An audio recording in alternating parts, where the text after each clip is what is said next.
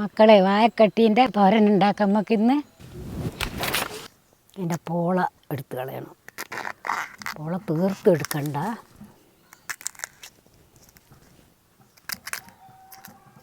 നാടമായ അതുകൊണ്ട് ചെറിയ മമ്പാണ്. ഇത് മതി, നല്ലോണം ഉണ്ടാകും. അരിഞ്ഞെടുത്താൽ അരിയട്ടെ.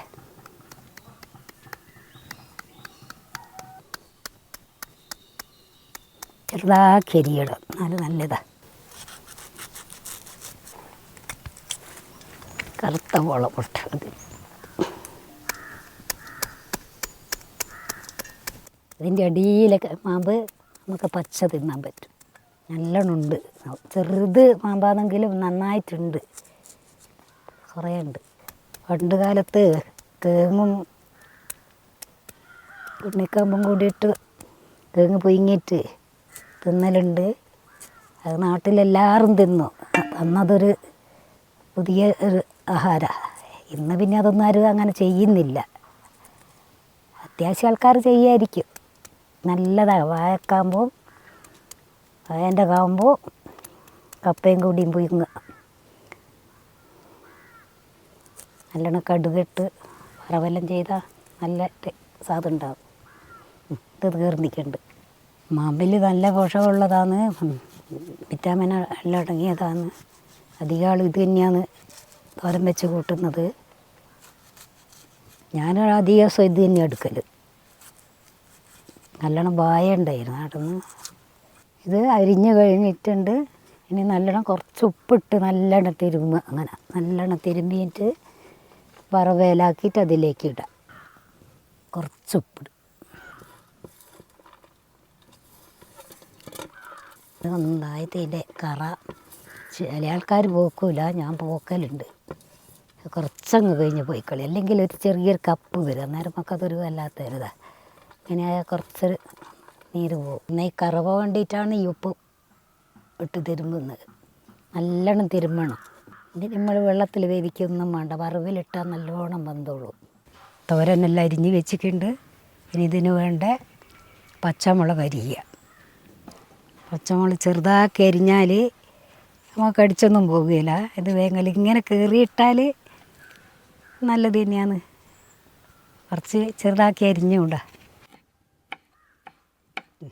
ഇനി കറിവേപ്പില നമുക്ക് കുറച്ച് ഇതിലിടാം.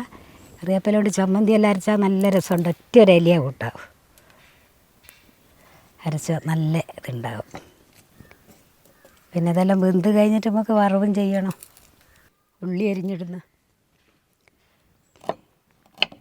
ഇനി നമുക്ക് വറവിലിടാം. പച്ചമുളകും കറിവേപ്പിലയും എല്ലാം ചേർത്തിട്ട് വറവുണ്ടാക്കിയിട്ട് വറവിലിടാം.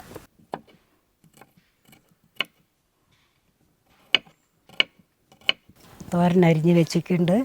ഇനി പാത്രം അടുപ്പത്ത് വെച്ചിട്ട് വെളിച്ചെണ്ണ ഒഴിക്കുക. എന്നിട്ട് കടുക് പൊട്ടിയിട്ട് കറിവേപ്പിലയും പച്ചമുളകും ഇടുക.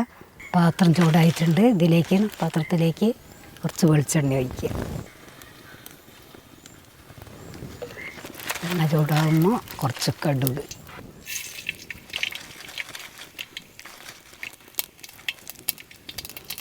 പച്ചമുളക് ഇടുക, ഉള്ളി, കറിവേപ്പില,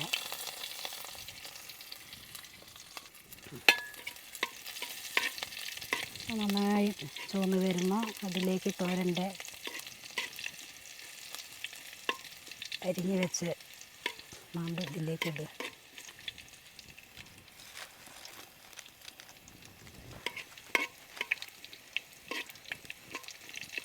തോരൻ അരിഞ്ഞ് വെച്ച് ഇത് ഇതിലേക്ക് ഇടുക.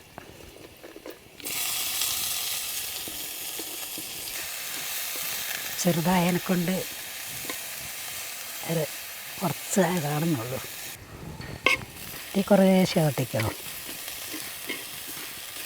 ചെറുതായി കത്തിയിട്ട് പുലർന്ന് വരണം.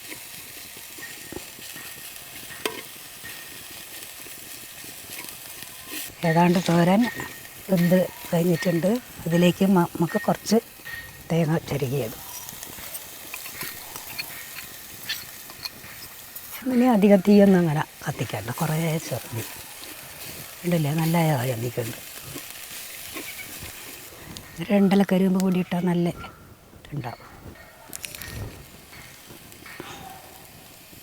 അങ്ങനെ നമ്മളെ വായൻ്റെ മാമ്പ് തോര റെഡിയായി വന്നിട്ടുണ്ട്. ഇനി നമുക്ക് ഇറക്കി വെക്കാം. ഇറക്കി വെക്കട്ടെ. അങ്ങനെ തോരൻ റെഡിയായിട്ടുണ്ട്. പാത്രത്തിലേക്ക് മാറ്റി വെക്കുന്ന. അങ്ങനെ വായൻ്റെ മാമ്പിൻ്റെ തോരൻ റെഡിയായി വന്നിട്ടുണ്ട്. അങ്ങനെ വായ മാമ്പിൻ്റെ തോരൻ റെഡിയായി വന്നിട്ടുണ്ട്. നിങ്ങളും വീട്ടിൽ ചെയ്ത് നോക്കൂ. ഇതേപോലെ വീഡിയോയുമായി അടുത്ത പ്രാവശ്യവും വരാൻ നിങ്ങൾ കൂടെ ഉണ്ടാവണം. വീഡിയോ ഇഷ്ടപ്പെട്ടാൽ ലൈക്ക് ചെയ്യാൻ മറക്കല്ലേ.